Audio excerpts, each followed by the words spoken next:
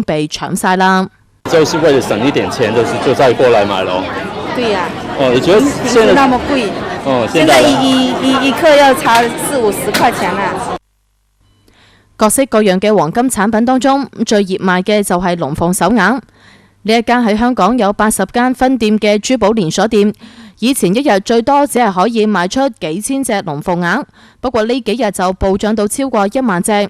不過現時真係要嚟買，咁就可能要碰下運氣啦。但係咧，每人會報幾多次貨到嘛？我哋呢啲話唔到俾你聽，我哋自己都掌握唔到嘅。大約通常嚟冇係呢啲冇得大約㗎，你有貨嚟我哋照侵啫嘛。